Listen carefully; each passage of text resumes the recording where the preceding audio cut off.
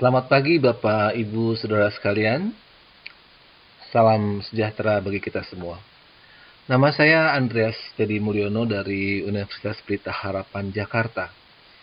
Ini adalah materi presentasi untuk konferensi Asosiasi Filsafat Hukum Indonesia yang ke-8 yang diselenggarakan oleh Fakultas Hukum Universitas Atmajaya Yogyakarta. Topik paper ini terkait dengan epistemologi ilmu hukum, yaitu metode empiris kuantitatif menggunakan model alur regulatory status analysis pada era kemudahan digital saat ini. Permasalahan yang saya angkat dalam penelitian ini berhubungan dengan metodologi penelitian hukum yang pada umumnya dilakukan secara kualitatif berdasarkan data berupa kata-kata. Paper ini menawarkan penelitian hukum secara kuantitatif dengan menggunakan teknik-teknik statistik, artinya data yang diolah berupa numerik atau angka. Analisis statistik menyediakan berbagai cara untuk mengolah data numerik, baik hubungan langsung maupun hubungan tidak langsung antar variabel penelitian. Selain itu juga kita dapat mengetahui hubungan simultan atau bolak-balik. Bukan hanya variabel yang terukur langsung, namun juga variabel yang tidak terukur langsung. Pada tahap persiapan data, ada 3 hal penting yang perlu diperhatikan, yaitu data, kategori, dan sifat. Ketiga hal tersebut berkesinambungan. Misalkan data penelitian berupa kata-kata, maka dapat dilakukan kuantifikasi data. Hasil kuantifikasi yang umumnya berkategori ordinal tersebut akan diolah secara non-parametrik. Selanjutnya, bila sifat data tidak berdistribusi normal, kalau data berdistribusi normal tidak masalah ya, bisa langsung diproses. Namun bila tidak normal, maka analisis statistik menyediakan juga mekanisme bootstrapping, semacam mitigasinya. Tahapan-tahapan penelitian empiris kuantitatif ini sebenarnya mirip dengan penelitian hukum yang biasa kita lakukan selama ini. Mulai dari perumusan masalah, landasan teori dan konseptual, dan seterusnya hingga kesimpulan. Hanya mungkin lebih jelas garis besar tahapannya, yaitu sejak designing atau perancangan penelitian, executing, dan presenting. Kemudian juga literatur atau sumber referensi untuk penelitian hukum secara empiris kuantitatif ini sudah banyak tersedia. Tahapan-tahapannya sangat jelas dan mudah diterapkan. Berikut ini adalah contoh topik yang sedang aktual dan cukup menonjol, yaitu gas rumah kaca atau emisi karbon. Ini contoh penelitian non-hukum ya. Jadi datanya numerik atau berupa angka. Penelitian kuantitatif ini bermula dari hipotesis peningkatan konsentrasi gas rumah kaca menyebabkan pemanasan global. Lalu berdasarkan data-data ilmiah yang tersedia, kita analisis secara statistik. Kesimpulannya adalah pemanasan global disebabkan oleh peningkatan konsentrasi gas rumah kaca berturut-turut dari yang tertinggi, yaitu sulfur hexafluorida yang sebelah kanan hingga metana atau CH4. Dapat kita katakan juga penyebab pemanasan global ternyata yang utama bukan karbon.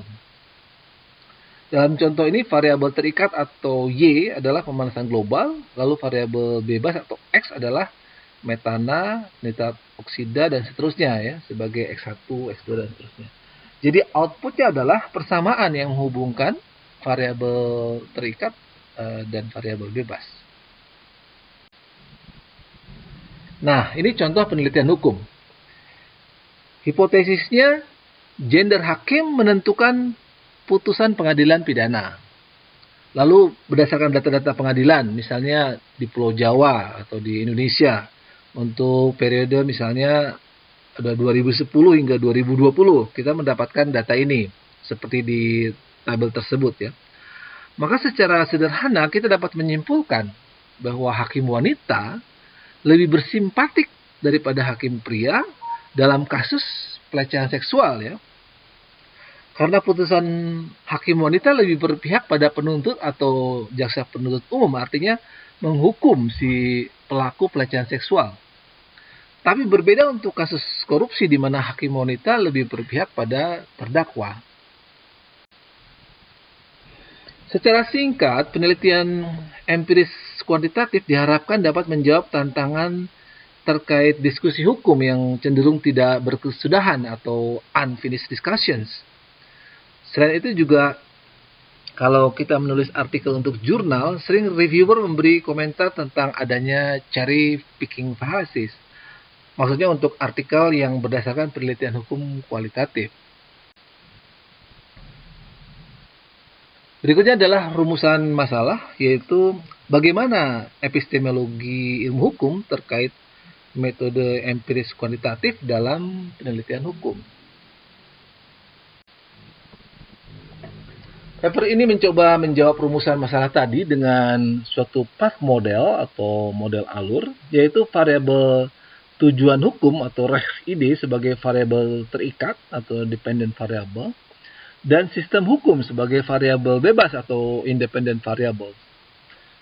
Setiap variabel mempunyai indikator masing-masing, dan indikator-indikator tersebut berasal dari teori-teori hukum yang telah diakui oleh komunitas hukum, misalnya tujuan hukum, berdasarkan teori dari Gustav Radbruch, yaitu keadilan, kemanfaatan, dan kepastian hukum.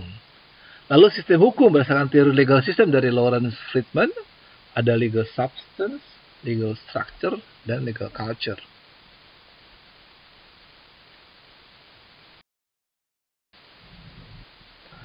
Hal yang penting dalam penyusunan model alur ini adalah pengujian model. Model yang baik adalah model yang valid dan reliable. Teknik-teknik statistik dapat melakukan uji validitas dan uji reliabilitas tersebut. Saya telah mencoba menerapkan model RSA ini, yaitu terkait peraturan perundang-undangan tentang pembatasan emisi karbon di Indonesia. Data yang terkumpul sejak awal Agustus hingga akhir November lalu telah diolah untuk menguji beberapa hipotesis. Ternyata hasilnya cukup menjanjikan. Model LSA tersebut valid. Artinya, indikator-indikator yang menjadi dasar kuesioner pada model tersebut sudah layak untuk mengukur variabel-variabel hukum tadi. Ini adalah keluaran atau output dari aplikasi Structural Equation Model atau SEM. Gambar ini menunjukkan validitas model RSA dan hubungan kausal antar variabel.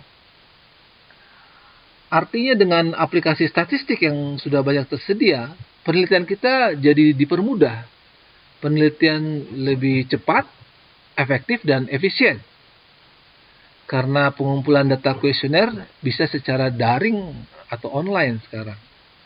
Proses pengolahan pun secara praktis dan user friendly ya. Saya itu juga output dari aplikasi tersebut tampilannya sangat menarik untuk dipresentasikan. Dari mulai gambaran penyajian data sampel sampai dengan kesimpulan. Demikian presentasi dari saya. Terima kasih.